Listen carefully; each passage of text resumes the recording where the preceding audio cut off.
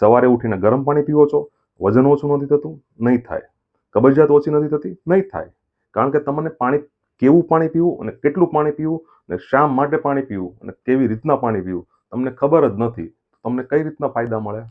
જાણીએ આ વિડીયોમાં કઈ રીતના પાણી પીવું જોઈએ અને એમાં શું નાખવું જોઈએ. ચાલુ કરીએ. નમસ્તે, ભૂમિશુદ્ધ આયુર્વેદામાં હું મનીષ રામાણી તમારા બધાનું સ્વાગત કરું છું. હવે જાણીએ સૌથી પહેલા પાણીની જરૂર શું કામે છે, સવારમાં ગરમ પાણી શું કામે પીવું જોઈએ.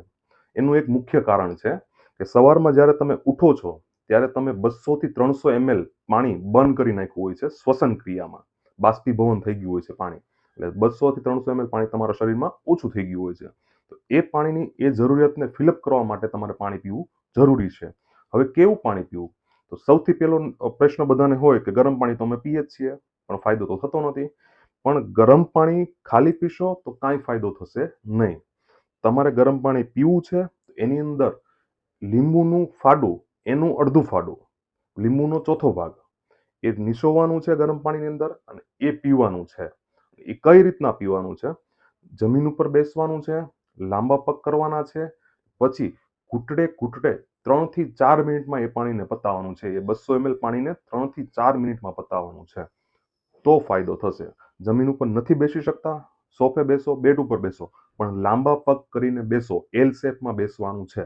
એલ શેપમાં બેસી અને પાણી પીશો તો એ પાણી તમને ફાયદાકારક થશે.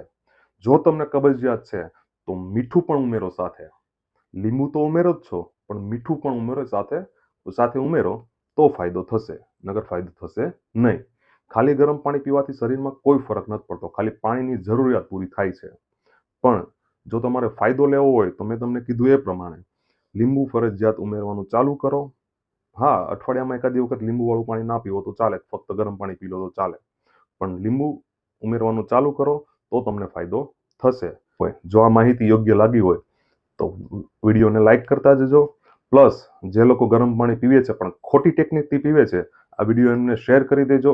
અને હા, તમારા મમ્મી પપ્પા સાથે આ વિડીયો શેર કરવાનું ભૂલતા નહીં. જય શ્રી કૃષ્ણ, જય આયુર્વેદા.